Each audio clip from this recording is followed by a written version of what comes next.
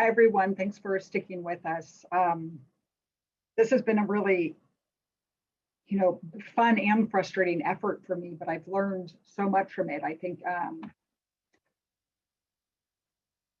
I can't, because it was such a unique effort. And I think because it was novel and unique, it would just took a lot of co-learning along the way and trying to adapt and try to understand better what we could and couldn't do together and how we actually think of landscape resilience and how to model larger landscapes. There was a lot of things we actually spend a lot of time talking about. I think in our everyday conversation, we actually really truly tried to apply and practice. And this was the first effort I was involved with that really tried to do that. And I think we have a lot to learn from what we learned through this process.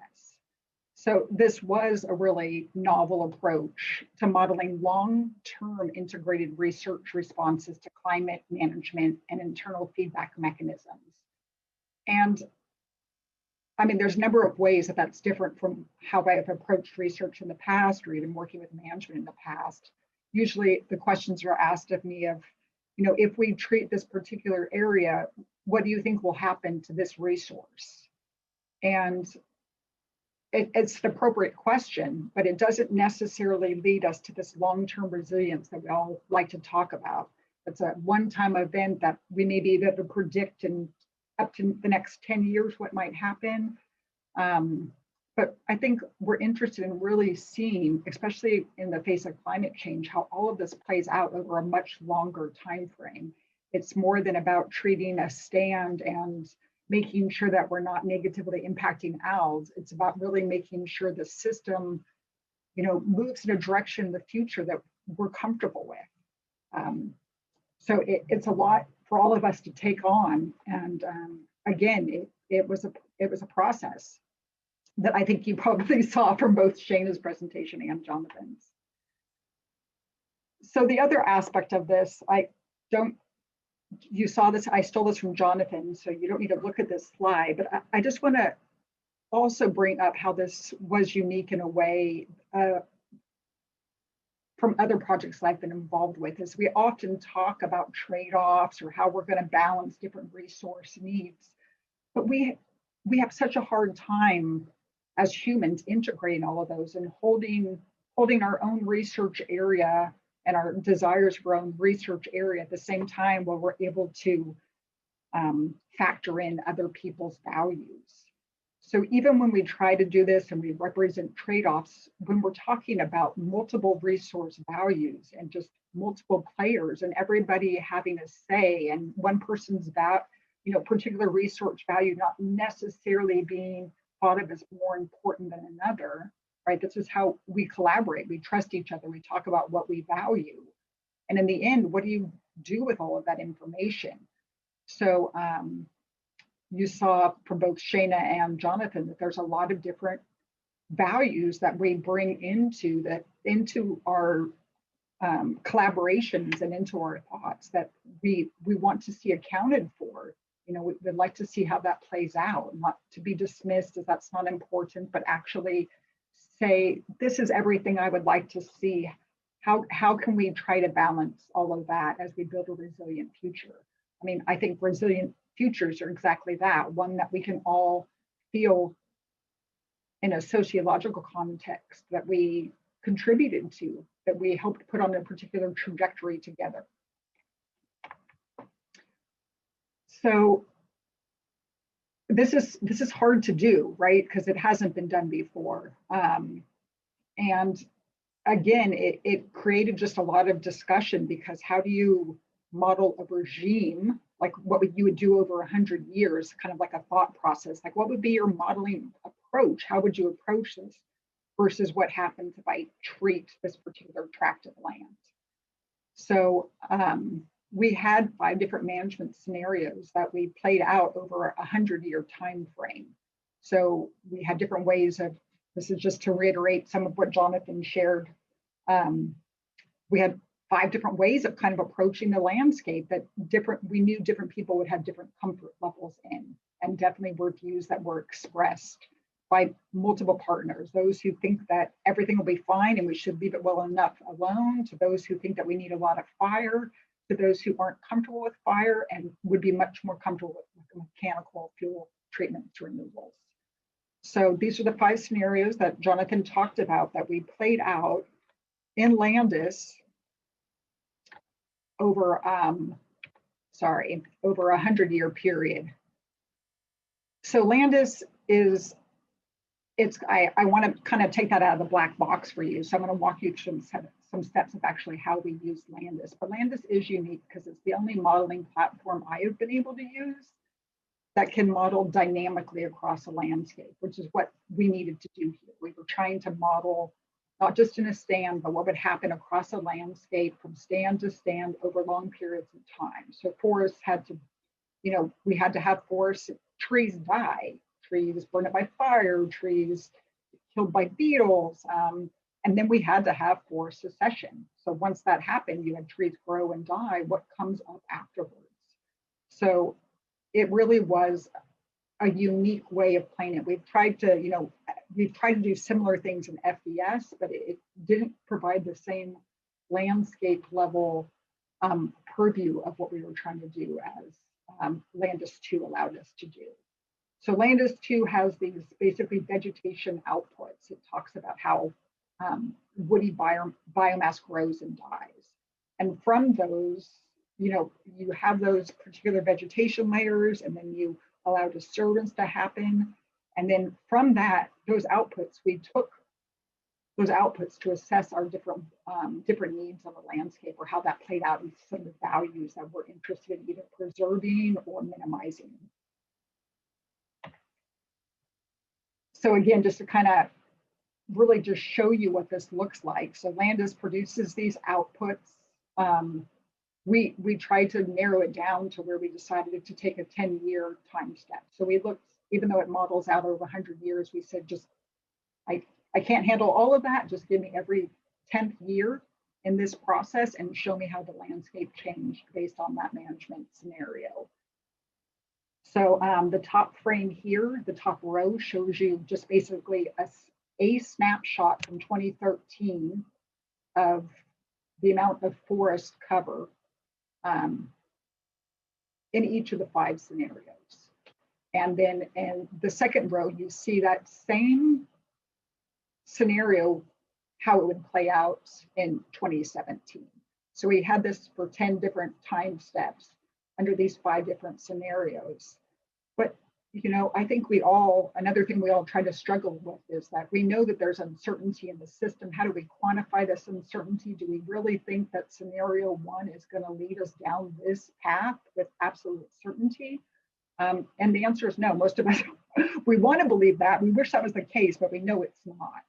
So in addition to these 5 different scenarios over these 100 time steps, we also ran 10 replicates of each. So we could play this out with the stochastic nature of the relationship of fire and bark beetle outbreaks and say, using this scenario, let's play it out over 10 times and see the range of values we get there.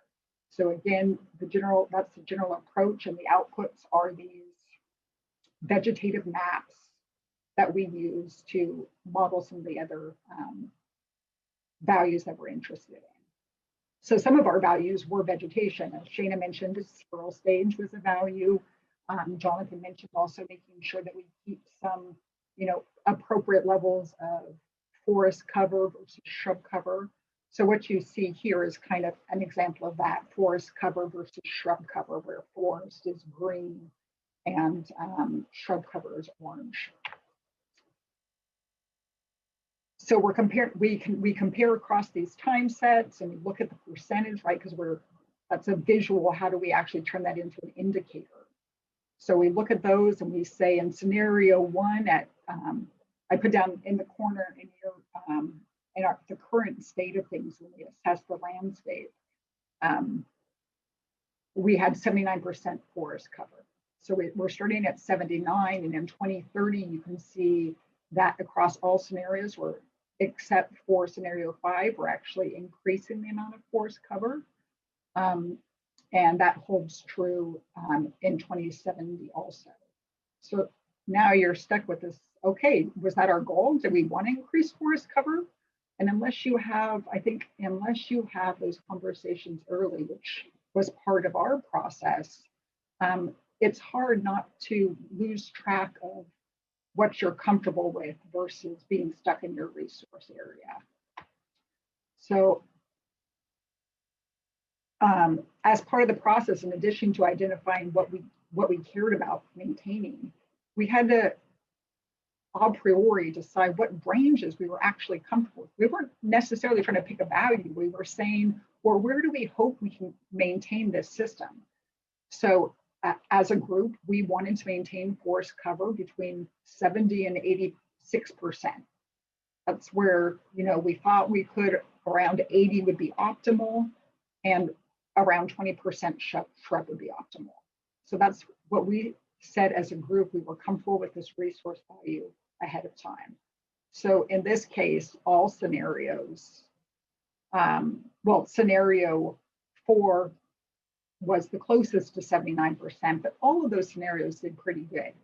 Scenario 5 definitely brought us down to the lowest amount of forest cover, but it brought us closer to what we wanted, maybe for shrubs. And you can't really see it here, but this yellow here is actually aspen. So you can start seeing aspen creep up on the landscape across time too. So again, that's just to give you, I know I haven't even talked about wildlife habitat, but just to give you just kind of a better understanding of how we use the data, what the data is. So now I'm going to talk about wildlife with this very white slide with no wildlife on it. So there's kind of 2 approaches. Remember, we're trying to do a long-term evaluation of pursuing different management regimes on wildlife. So, you know, the chance that we can predict where the number of species are on a landscape, even currently, is always challenging. But if you're trying to predict that out over 100 years, it becomes, you know, it becomes impossible to say with much certainty. So we decided to go about this thinking about how would we actually make sure that our wildlife values were being met 100 years from now? How can we actually encapsulate that in a way that we have some confidence that we're modeling something that we feel comfortable about? So we took 2 different approaches, and I'll talk about those more as we go through. But for me, I wanted to be able to model all species.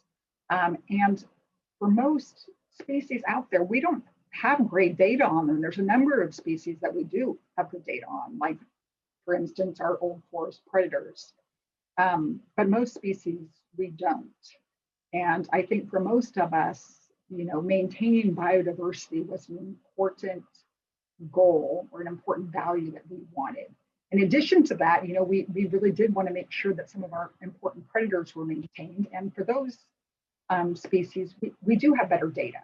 So we kind of used 2 different approaches, one in which we modeled what wildlife habitat would look as we move forward.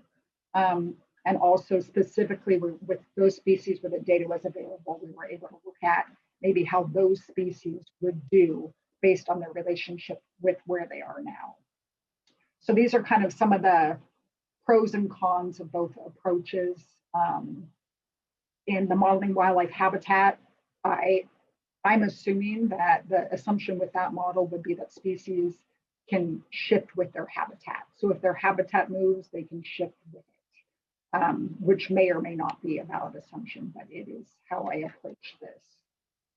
The occupancy modeling requires higher quality species-specific data. But it also, in doing that, it kind of fixes them to their habitat. So if their habitat moves, depending on the model, it doesn't really allow species to move as readily with their habitat. So it's kind of 2 different approaches to tackling the problem. So in California, we're lucky because to model wildlife habitat, we have the California Wildlife Habitat Relationships Database. And in that database is all the species that are found in California, or the best estimate of all the species found in California and where the habitat is most suitable for them. So it's not just are they here, it's okay, are they here is a good quality habitat. So I'm just showing you what that data kind of looks like for 3 different species. This is straight out of CWHR. CWHR has plenty of problems, but I'm sure, for people who really need to know specific questions about when I take out these trees, is it going to have a negative impact? This isn't going to help you. But as far as kind of tracking where wildlife habitat might move into the future, I think that this is a pretty reliable approach, or one of the best ways we can approach that. So for the wildlife indicators we had, it's hard. Like, I get that question a lot, like, well, how do we make sure that biodiversity is maintained in the future? We don't want to lose biodiversity. And then you start, okay, that seems simple enough, but you start asking people what they actually value about biodiversity, and you get a string of different answers. So, one of the most common ways we look at it is just maintaining species richness. But for some people, and arguably so,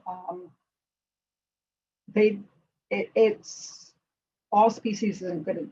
All species, they want to make sure they're maintaining rare species, or making sure that where they are in the landscape is accounted for, and whether the functions that they fill, whether when we lose species, whether that ecological function can still be there, and whether the top predators, which those apex predators, are actually maintained in the landscape, because a lot of research suggests that those top-down effects from predators can really have outweighed response on biodiversity. So instead of just trying to say we're going to pick one, we kind of approach it saying, well, they all have values, so let's see whether they give us a different answer. So we have 4 different indicators for biodiversity. And again, that's the part where you had to decide how you were evaluating that. So fine, we picked our we picked how we want it represented, but what is worse, what's better, what are we actually trying to do with that? So we took having spent a lot of time with biodiversity, with looking at across species, unsurprisingly, there always seems to be winners and losers, right? You ask them, well, what's going to happen to biodiversity? And the answer is often, well, there's going to be species that, prefer it and species that don't. And to me, that isn't really what the answer that helps us. I think what we're trying to do as a society is find a way to minimize risk to biodiversity. So we want all species, ideally we want all species to benefit, but what we want to do is minimize the risk for those species to any one given species. So we don't want to see a species drop out.